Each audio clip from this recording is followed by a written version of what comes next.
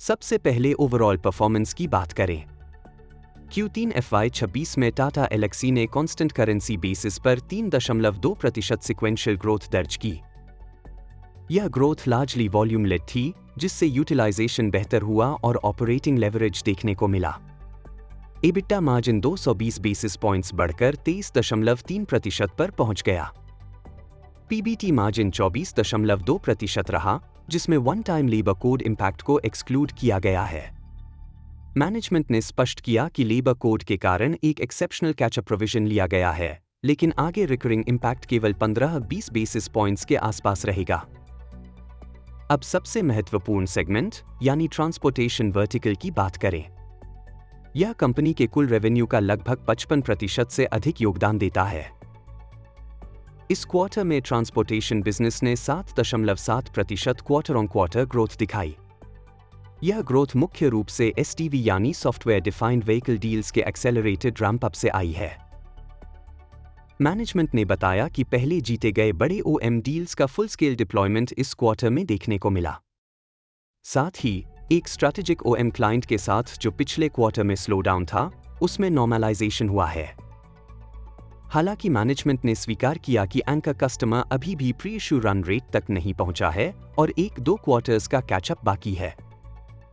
Transportation vertical में growth के प्रमुख क्षेत्र रहे एसटीवी प्लेटफॉर्म्स, अवेनिर स्विट, इलेक्ट्रिफिकेशन प्रोग्राम्स, हाइब्रिड और बीईवी प्लेटफॉर्म्स, अडास सॉल्यूशंस और connected car technologies. Non passenger vehicle segment जैसे ऑफ हाईवे और कंस्ट्रक्शन इक्विपमेंट में भी ट्रैक्शन बढ़ रहा है। वर्तमान में यह सेगमेंट ट्रांसपोर्टेशन रेवेन्यू का लगभग 7-8% है और अगले 2-3 वर्षों में 20% तक पहुंचाने का लक्ष्य है। अब मीडिया कम्युनिकेशन वर्टिकल की बात करें। इस सेगमेंट में क्वार्टर ऑन क्वार्टर 0.3% की मार्जिनल डिक्लाइन रही, जिसका कारण सीजनल फर्लोज और डील अवार्ड डिलेस बताए गए। हालांकि मैनेजमेंट ने संकेत दिया है कि लार्ज डील पाइपलाइन मजबूत है और Q4 से रिकवरी की उम्मीद है। Health care life sciences segment में रेगुलेटरी प्रोग्राम्स के रन ऑफ के कारण स्लो डाउन रहा, लेकिन गिनाई पावर्ड रेगुलेटरी वर्कफ्लोज और डिजिटल कंप्लायंस प्लेटफॉर्म्स के मल्टी ईयर डील विंस से कॉन्फिडेंस बना हुआ है कि Q4 से ग्रोथ लौट सकती है। जियोग्राफी के स्तर पर यूएस और यूरोप में ब्रॉड बेस्ड ग्रोथ देखी गई, जबकि इंडिया में ऑटोमोटिव सप्लायर सेगमेंट से कुछ इंपैक्ट रहा। कंपनी लगातार जियोग्राफी डाइवर्सिफिकेशन और कस्टमर कंसंट्रेशन रिस्क रिडक्शन पर काम कर रही है। अब मार्जिन्स और यूटिलाइजेशन पर बात करें। करंट यूटिलाइजेशन लगभग 75% है और मैनेजमेंट का लक्ष्य 80% तक जाने का है। हिस्टोरिकली कंपनी 85-86% यूटिलाइजेशन तक पहुंच चुकी है और AI एनेबल्ड प्रोडक्टिविटी टूल्स के कारण अब 85% कंफर्टेबल माना जा रहा है। ऑपरेटिंग लेवरेज से लगभग 200 बेसिस पॉइंट्स मार्जिन अपलिफ्ट मिला। कॉस्ट डिसिप्लिन और अदर एक्सपेंस कंट्रोल से अतिरिक्त 80-85 बेसिस पॉइंट्स लाभ मिला। हालांकि वेज हाइक्स और लेबर कोड इंपैक्ट ने आंशिक ऑफसेट किया।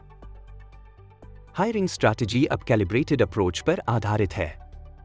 लार्ज स्केल हायरिंग फिलहाल टाला जाएगा और पहले एग्जिस्टिंग बेंच यूटिलाइजेशन बढ़ाया जाएगा।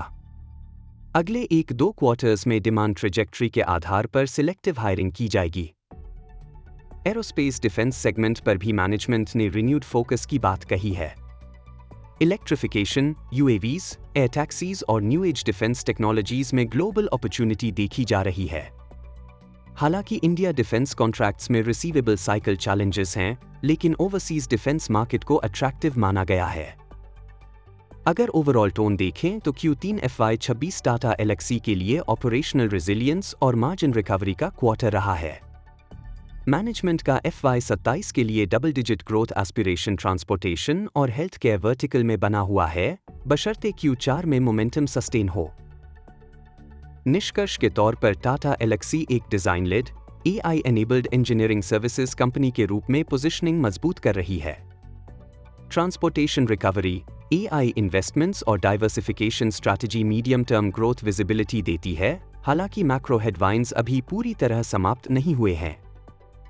अंत में एक जरूरी डिस्क्लेमर। यह वीडियो केवल शैक्षणिक उद्देश्य के लिए बनाया गया है। इसमें दी गई जानकारी किसी भी प्रकार की निवेश सलाह नहीं है। कृपया किसी भी निवेश निर्णय से पहले अपने SBI रजिस्टर्ड इन्वेस्टमेंट एडवाइजर से सलाह अवश्य लें।